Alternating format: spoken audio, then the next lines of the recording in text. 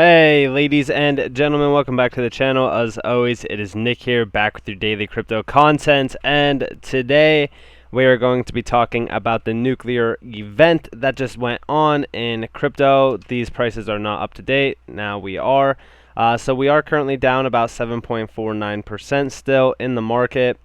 Today was a bloodbath. What can I say? Now, I have been mentioning for quite some time that we could be seeing these massive lows on a lot of assets. For an example, XRP I called for about 50 cents. I also called for about 15 cents on HBAR. So those I'm still waiting for. Who knows if they will happen. I mean, honestly, this Wednesday could be a big day for Bitcoin and pretty much all assets. We're going to be talking about that here shortly as well. So, without further ado, let's jump into this. So right now, Bitcoin is down significantly. We do see a lot of assets following that same movement down. A few assets are doing a lot worse than others. I'm not going to argue about the fact that, most assets are, at the same range as XRP and stuff. So I'm not going to argue the fact that, things look good or anything like that, because nothing does look good right now. Now, we do see HBAR still sitting down here at number 48, currently at 16 cents overall. And, yeah, I mean, I'm not too worried at all with this market. We've been anticipating a drop for quite some time. We haven't retested a support zone just yet on Bitcoin.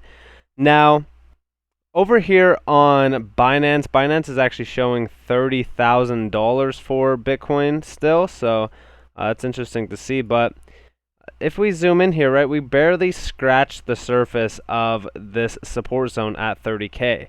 I've been calling for a 30K retest for quite some time, actually, and I was anticipating a bloodbath on Monday as opposed to pretty much every single other weekend. Even if we go back to pretty much the 13th, or actually the 12th. The 12th was Monday.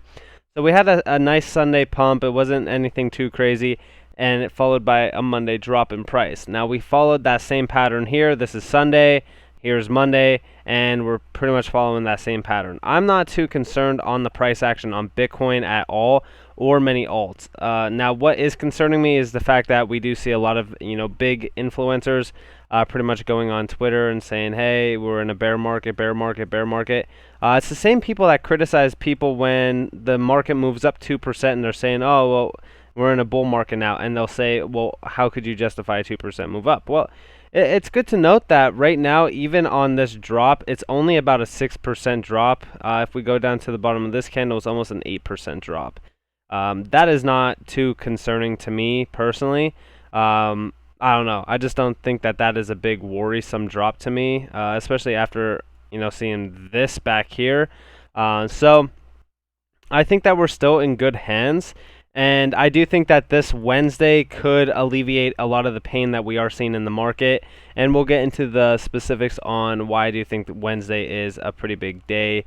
Or I shouldn't say a big day, but I think a relief run will happen on that day. So, with that being said, let's analyze what actually caused this event to happen. Now, of course, I talked about the release of the Grayscale Bitcoin that happened on Sunday. We got a little bit of a sell-off on it. It wasn't too crazy, but I said that it shouldn't even affect the price. But a lot of individuals in this market are dumb enough to play into FUD, and I think that's exactly what happened today. Now, if you guys don't know what happened today, this is basically what happened. So we see breaking: New Jersey Attorney General reportedly preparing a massive cease and desist order against multi-billion-dollar Bitcoin financial services platform BlockFi. Now, BlockFi was called out as a Ponzi scheme by Crypto Whale. The big pages like Pompliano, who are non-stop shilling it, are being paid millions to do so, and then this is pretty much what it is. We will determine the interest rate for each month in our sole discretion. BlockFi and our third parties may experience cyber attacks, extreme market conditions, and other operational or technical difficulties, which could result in an immediate halt of deposits and withdrawals of cryptocurrency, either temporarily or permanently. BlockFi is not and will not be responsible for or liable for any loss or damage of any sort incurred by you as a result of such cyber attacks, operational or technical difficulties, or suspensions of deposits or withdrawals. Now we do see the risk here, right? Your crypto interest account is not a checking or savings account, and it is not covered by insurance against losses. We will lend, sell, pledge, rehypothecate, assign, invest, use, commingle, or otherwise dispose of funds and cryptocurrency assets to counterparties, and we will use our commercial best efforts to prevent losses. So this kind of sounds a little sketchy to me overall. We do see here in their terms and conditions, it clearly states that they are not responsible for any loss of funds resulted from cyber attacks or technical difficulties. That's a pretty big, I would say that that's a red flag right there. I mean, honestly, like, come on, like, that's just sketchy in my opinion. But we do see my tweets aging so well, warned about Tether and Binance before it was a big deal. Now it's the #1 interest of every major regulator in the world, warned about BlockFi fraud many months ago, and it is about to enter into a new massive lawsuit with New Jersey. Stay safe, guys.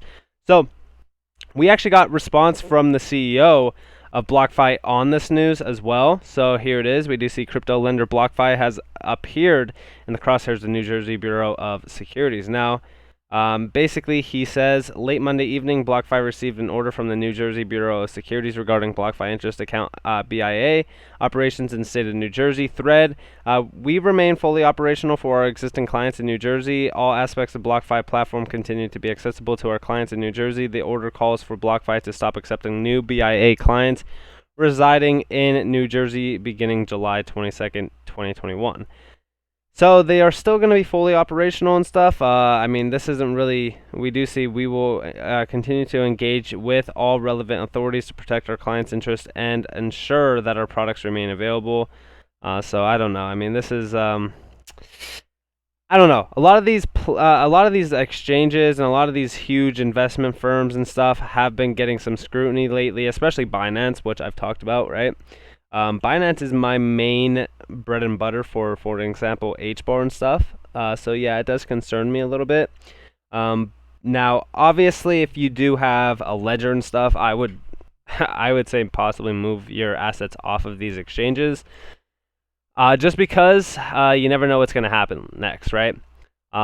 It's the same thing that happened with XRP this year, right? XRP had the SEC case come in and delistings happened, so who knows? You know, nobody knows the end of what would actually happen, right? So now with XRP, the interesting thing about XRP, right, is that here is a 61-day sideways trading with drops happening. Pretty much, this is very similar to what we're seeing even now with this 61-day. Now, it's not similar in a way of, you know, we're going to start doing this again or anything like that, but we could see some major relief in the market, especially with XRP and even HBAR, because HBAR is still holding strong on this 16-cent support zone. It really broke down a little bit below it, but not too much or anything. So I'm still bullish on HBAR. Still looks good. Still bullish on pretty much crypto overall. I mean, I don't think that this drop is anything to really kind of worry about, in my opinion. Now, what could happen on Wednesday to really fuel the fire to actually help alleviate this pain? I actually posted it here. So this is basically what's going to be happening Wednesday. We do see here the B Ward, a conference about the role of institutions in Bitcoin, is in 2 days. What questions about should Moneyball ask Kathy D. Wood, Jack Dorsey, and also Elon Musk? Nothing is out of bounds. Sorry, not even whose idea it was to call it the B Ward. So, with that being said, I do think that we're going to see a lot of speculation from both parties, you know, saying, oh, well, we're going to adopt Bitcoin in big ways. Maybe Tesla will accept Bitcoin again. Who knows, right? But I do believe that, I do apologize if you guys hear my dog in the background barking, but I do believe that on Wednesday we could see some relief in the markets, and I do think that a lot of good news will come out of this overall conference meeting. But who knows? You know, me personally, I'm still very bullish on crypto anyways. We knew that this was going to be a bloodbath of a week. I've talked about quite some time. Now, I do think that at some point in time this week we will see some relief as well, and who knows, this meeting could be that. And Right now, I am waiting to buy HBAR currently until that meeting. I had one buy order that got hit. It got targeted, and I did buy. It was actually right here on this support zone. Now, we did drop a little bit lower. I added a little bit. It wasn't a crazy buy. It was honestly in like the hundreds in terms of dollars, by the way. Now, on XRP, excuse me, I do buy anything below 50 cents. It just doesn't make sense for me to buy up here because I accumulate it all the way back here, back in 2020, especially after that drop, right? On that, SEC lawsuit, that SEC lawsuit was a blessing in disguise for a lot of individuals who wanted cheaper buys and cheaper entry points. And I was buying XRP and also HBAR around the same time. I started buying HBAR back here in January. So around the same time that I was accumulating both of these assets. So I am extremely happy with these assets and that I am holding them still. I am not going to sell my bags at a discounted price. There's no way for me to do that because I just know what I hold. And not only that, but with Bitcoin, listen, a lot of these people, including, for an example, Crypto Whale, will call for Bitcoin to come back down and, all right, we're coming down and we're going all the way down here and it's going to be a bear market, whatever.